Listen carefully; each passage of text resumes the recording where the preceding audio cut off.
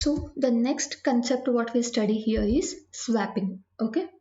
So as we all know, the programs will be kept in your secondary memory. So they must be brought into the main memory so that CPU can execute them. But only problem here is your size of the main memory is limited. So to maintain the degree of multiprogramming, a process can be swapped or moved out of the main memory temporarily, and later it can be swapped in or moved in so that its execution can be continued. Okay. So whenever we are swapping in something or swapping in some process, that means the process it will be residing in a backing store. Okay. And whenever you want to swap out or move out of move out a process from the main memory, that means you are moving the process from the main memory into your backing store. The backing store is nothing but a fast disk. Okay. So let us now see or take this example or have this figure here and then explain the concept of swapping. So your main memory, right? So few locations of this main memory are used for keeping your operating system, and others are used for your user process or the application process that can be kept in this user space. Fine.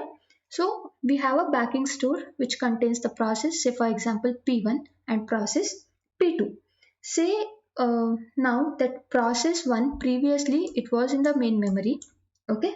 So assumption is process 1 was previously in the main memory and it gets executed. And currently say P1 execution is not required. Okay. And suppose that we say P2 needs to be executed and say the user space is full. You got the condition. Say for example P1 was residing in the main memory and it got executed. Fine. Now say suppose P2 it wants to get executed. So that means it has to be in the main memory for execution. But say suppose your main memory is full. Then what to do? So in this case, your process P1 can be swapped out or moved out of the main memory, as because right now it's execution is not there or it completed its execution. So P1 can be moved out of the main memory. We basically say P1 gets swapped out from the main memory and it would be stored or kept in the backing store. Now process P2 wants to get executed, right? We now have a room for process P2. Why? Because P1 just moved out. So now process P2 can be swapped in or moved in from the backing store to the main memory so that P2 execution can be done. Say for example P2 execution is also done and it can be now moved on to backing store. Or say suppose whenever P2 gets executed or it completes its execution, again P1 needs to be executed. In that case what we can do is like P2 which was currently here which was executed, now we can move out or swap out P2 and bring back P1. So this happens swapping out, swap in or swap out. This can happen temporarily. So the process, if you do not require that in the main memory and your main memory is full, what you can do is like you can move out or swap out the process temporarily to the backing store, and from the backing store you can get some process and you can move it to the main memory, and suppose its execution is done, again you can move back or swap out the process. So this is your swapping. So let us consider one more scenario here. Assume that we have a multi-programming environment with the round robin CPU scheduling algorithm. Okay, wherein round robin means all the process will get the same time slice for their execution. Say suppose the quantum or the time slice is 5 and we have process P1 which requires 5 milliseconds to be executed. P2 requires 10 milliseconds to be executed, and P3 it requires say suppose 3 milliseconds to execute. We'll make one more assumption here that at a given point of time, say suppose only two processes can be kept in the main memory. That means P1 is kept in the main memory and P2 is kept in the main memory. So P3 does not have a room in the main memory. That means P3 is in your backing store. Okay, now I'll write here this is main memory and this is your backing store. Fine. Now first what happens, CPU would be given to the process P1. That means it will be executed for only 5 milliseconds. Okay, then what happens is your P1 once it has been terminated, it would be swapped out into your backing store, and the CPU would be given to the P2. That is the next process. Okay, so meanwhile what can be done is your P1 just terminated and it's swapped out from the main memory, right? So there is one empty space here. So what now we can do is like P3 can be swapped in into the main memory. Okay, so P1 is not there. P1 is currently in your backing store, and now instead of P1, whatever the room was there for P1, so in that room we can place P3. So now what can be done is like, say suppose P2 was executing, right? Your CPU was given to P2. So your P2 will be executed only for 5 milliseconds, and then again it can be swapped out to the backing store. Now the CPU would be given to your P3. Say suppose P3 is executing, and again in the meanwhile P2 can be swapped in into your main memory for the execution. So this is for round robin.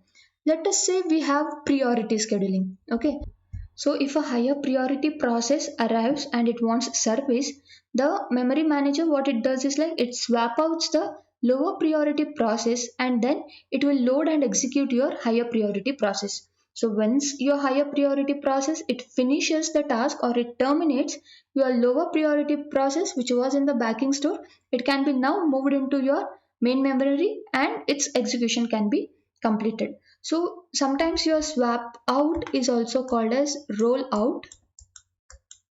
Okay, roll out, and swap in can be also called as roll in. Remember this. Okay, so this is about your swapping concept. So swap out can be also called as roll out, and swap in can be also called as roll in. So hope you got what is swapping and how does this work. So now let us see memory allocation in operating system. So basically your main memory, it is divided into two partitions. So one is for your operating system and the other one is for user process. Say something like this. Okay, if this is your main memory, then operating system would be kept in some space, and the other things, this one, the free space, is for your user process. You can have multiple processes that can be allocated in this area, and one is for your operating system. Okay, so as we all know, if you want to execute that particular process, you have to get the process from the secondary memory, and then you have to keep the process in the main memory so that CPU would be allocated to it. The thing you have to understand here, this operating system software, so this can be either kept in the low memory or the high memory. That means if suppose the address is something like this, okay, 0, 100, 101, something like this, then say here it is 200. Okay, so this operating system, it is basically either it is kept in the low memory, that is from 0 to some address, or in the high memory. So basically it would be kept in your low memory, and that particular thing, it depends on the decision of your location of the interrupt vector. So basically your interrupt vector would be in the low memory, that's why we keep operating system also in the low memory. Fine, next we'll see, before discussing the memory location further, first we have to understand the memory mapping and protection. That means whenever you save a process or you bring a process to the main memory, so that process, it should not access any other process or the operating system process. Okay, so how can we provide protection to the processes, or how can we provide protection to the memory? So that is done by your limit register. Okay, it is done by your limit register and relocation register. So this relocation register is nothing but your base register. Okay, so whenever a CPU it generates some logical address, first that logical address is checked with the limit register. So okay, first let us see what is limit and base. So we have already discussed this one, let me refresh you. So this relocation or the base register, it is the lowest or the smallest possible physical address for the process. Say suppose our process, okay, this is in the main memory. Say our process, it has the address 100, and say it is 150 here. Fine, so then say limit register value is 50. Okay, So this relocation of the base register, it gives you the smallest physical address of that particular process. That means at which point or from which address your process has been kept. So that is your relocation of the base register. 50 or this limit register, it gives you the range of logical address. So 100 plus 50, you'll get 150. That means from 100th location to 149th location you can keep your process.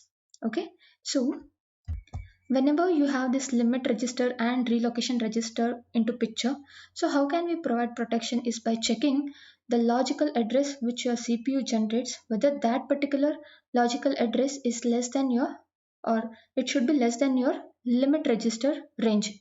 So if it is greater than the limit register range, then a trap would occur, a error would occur. So if it is less than that particular limit register, then what you do, your memory management unit, MMU, what it does, it adds the logical address along with your relocation register value, and that gives you the physical address. Okay, say suppose here 10 is there. So suppose CPU has generated the logical address 10. So first check 10 is less than with the limit register value, which is 50. This is true. That means you come here. Your memory management unit, what does it do? It adds this 10 with the relocation register. That is 100 plus 10, that is 110. So basically CPU is pointing to the location 110. Getting it? So with these relocation and limit registers, each logical address, it is checked with that of the limit register. Then your MMU, it adds that particular logical address with the relocation address. Then you have your physical address. So your limit and the relocation register plays a very important role when coming to the protection of the memory. Okay, that's it for today. We'll conclude our session. Thank you.